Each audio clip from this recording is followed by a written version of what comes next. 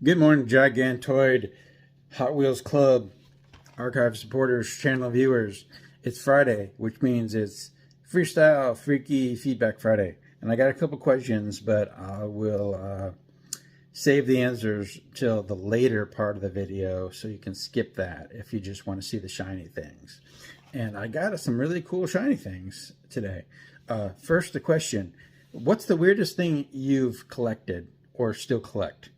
I've never really collected anything weird, but I'll answer that along with the feedback questions after the shiny bits. So I was complaining yesterday, bitching and moaning about not finding the good cars in the D cases because someone always beats me to the pegs. But yesterday at a store, which will remain unnamed, I found these four. Look at those.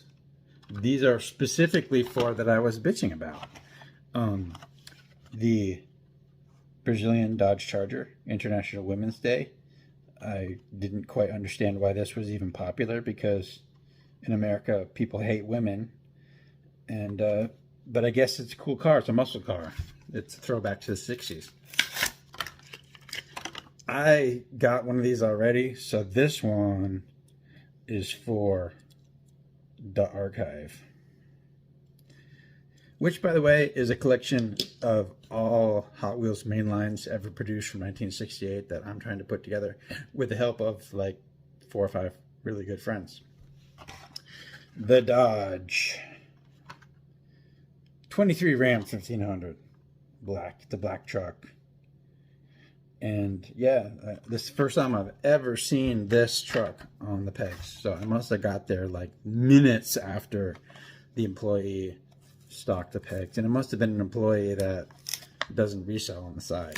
I don't know. It's a weird one. But there's that. I'm not sure if I kept one of these for myself out of those cases or not. But this has not been added to the archive yet. So in it goes now. And the pedal driver treasure hunt. This is the first one I've ever even seen. I was complaining yesterday. Usually you get a regular treasure hunt in every case. Got 4 D cases, no treasure hunts whatsoever. It's like a mistake or something, or maybe that's just the new rule for 2025, not sure. But this one goes to the archive. I don't want one, and if I find another one, it goes to Dave B, because I promised him one. He collects these, or is going to start collecting them. So this one goes to the archive. And I'm investing heavily in the archive. Like, not only am I buying main lines as they come out via case or off the pegs, I'm buying lots on the secondary market too, with the primary purpose to feed that archive, because we're going to get all of them eventually. You can either get on board or get out of the way. Here is the pedal driver. And it took me a minute to figure out where the logo was, but it's kind of right there in the front of that black section, the flame emblem. But as you can see, it is definitely got the silver flame logo on the card back. So it's a treasure hunt, trust me. And finally, the dang old Datsun Sunny truck. I still have never even seen the Super Treasure Hunt version, but they're pretty skimpy on this in the D case too. Like one maybe. I feel like we got one D case that didn't even have it in it at all. So yeah, I definitely got there right behind the employee unboxing this, because this would have been gone. Why? Why do people love these? I don't know. So this goes to the archive. It's the regular version, not the super. So that's 4. So the feedback portion of this video is this. Dave B asked me if I knew about the hidden flaming tire and the Hot Wheels logo. Yes and no. Let me show you where it is. It's right there. See it? It's like a tire on fire, a hot wheel, if you will. So I knew about this, but let me try another angle. Too close to the card. There we go. You see it? Did you see it?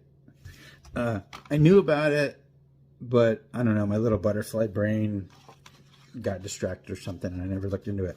But Dave sent pictures of it, and I was like, wow, that's pretty cool. And really, I sincerely have never noticed that. And it's pretty cool. It is a flaming tire. The O and the T. See it? And the other question, so I got one good question numerous times, which is, why did I start a new channel? So I'm just going to give you the highlights. Mainly to reboot and see if I can build up subscribers and viewing hours and maybe be monetized, because there's no reason that other channel wasn't monetized. And if Justin Bieber wannabes are getting paid and people doing little dances and crap like that are getting paid, why shouldn't I get paid? I'll buy more Hot Wheels. I'll support the industry. So there's that small hope. Unlikely though, because I'm old and not like Travis Fox or whatever. Reason 2 is that there were a whole lot of subscribers, but not a lot of views on the average video. It was over 1,600 subscribers, which is nothing in the YouTube world, but a lot for me. But I think most of those subscribers were zombie subscribers that jumped on board when I used to do unboxings, because they wanted to make sure they knew what the most scalpable cars were. But now that I don't really do that, I mean, I do show some current cars, but for the most part, I talk about old stuff and just complain like a grumpy old man. So I started a new channel just to see, out of curiosity, to see who would come over. Because in my mind, you should have more views on your video than you actually have subscribers, because YouTube does that recommended video thing. So in my mind, there's the casual viewer that watches one video and they're like, oh, this is not for me. And they're not ready to make that commitment to subscribing. So if you have 10,000 subscribers, you really should have 11,000 views, just because people who aren't ready to commit. So the metric wise, the fact that I had so many subscribers, but the average video was getting so few views, just to me was asking for a restart, a reboot. And I don't know, so reason 3 is some of the earlier videos on that old channel were kind of controversial. I was saying some stuff that was kind of pissing off collectors, and I would destroy popular Hot Wheels and stuff, and it was pissing people off. And I had a lot of trolls, trolly comments and a lot of trolly emails, which I no longer own Ignition, but there's a way to contact the Gigantoid archive as well. So I'm still getting hate mail on that email account. Another question, which was a silly question, but I'll answer it, is the person asked, I didn't print it out, but it was your fingernails are consistently kind of fucked up, but the middle finger on your left hand is consistently really messed up. What's going on with that fingernail? So no pun intended, or no offense intended. I don't know if you can see that. This finger got a severe cut from welded wire fencing right at the nail bed. And because of that, the nail never quite comes out right. It comes out split, comes out kind of grainy because of the damage to the nail bed. And actually, my fingers, I chew my fingernails, but there's some cuticle damage.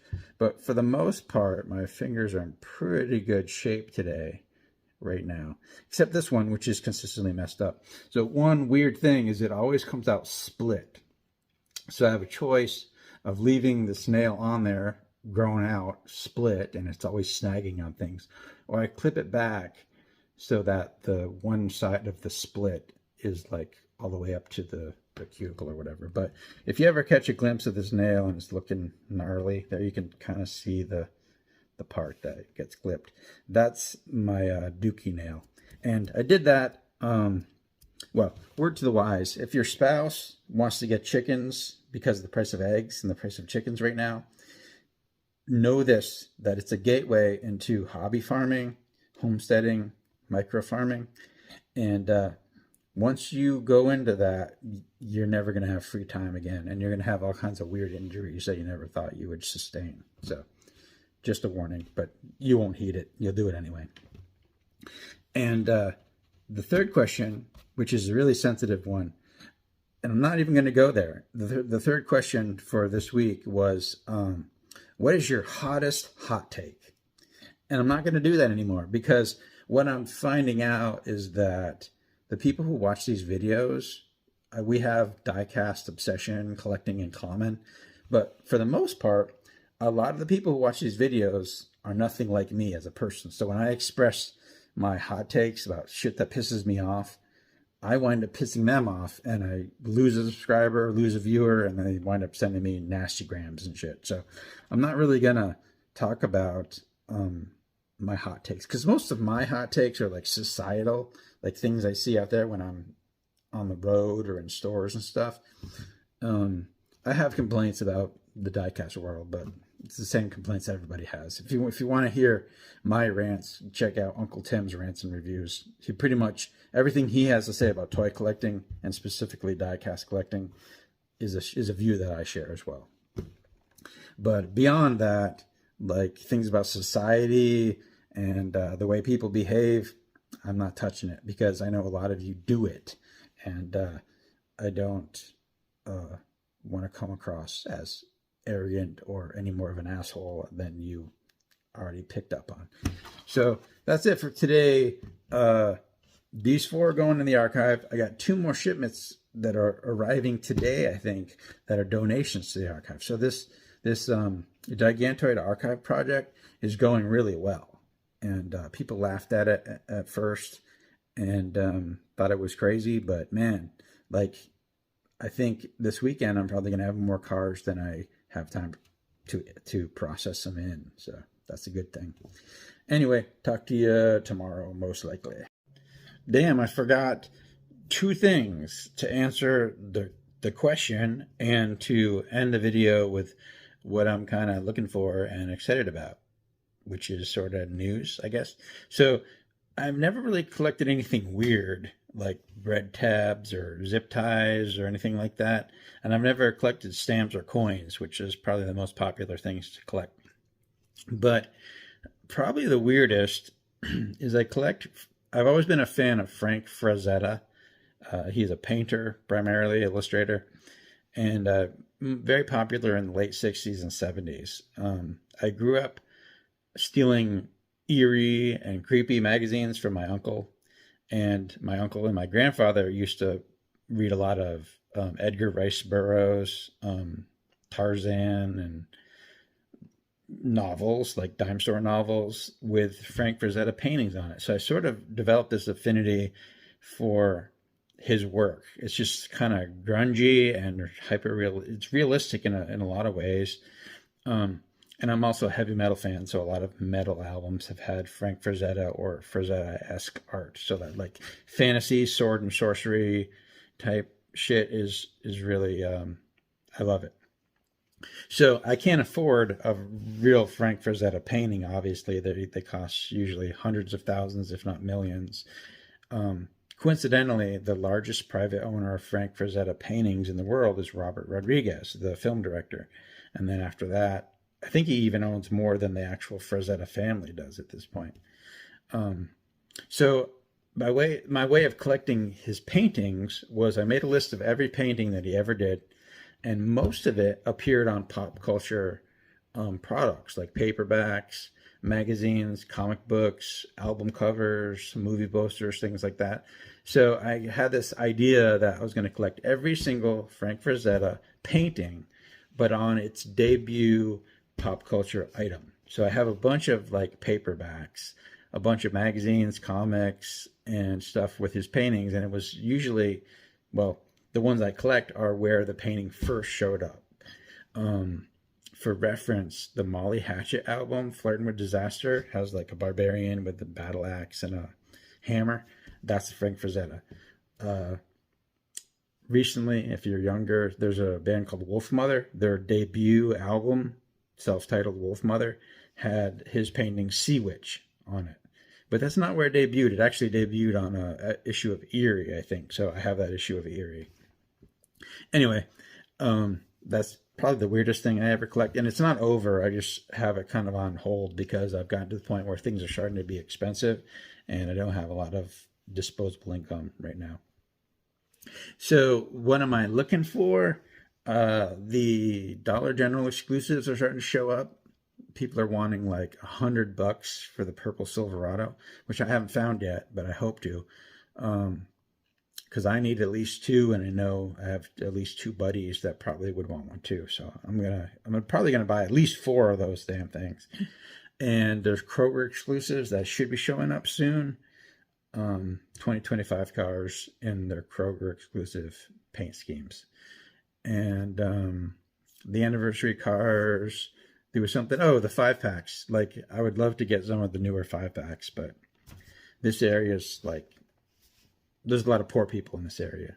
I live in the South, so this shit gets bought up and put on the secondary market right away. It's like, as I said yesterday, the employees are doing this shit, so you don't stand much of a chance of finding anything in the wild around here.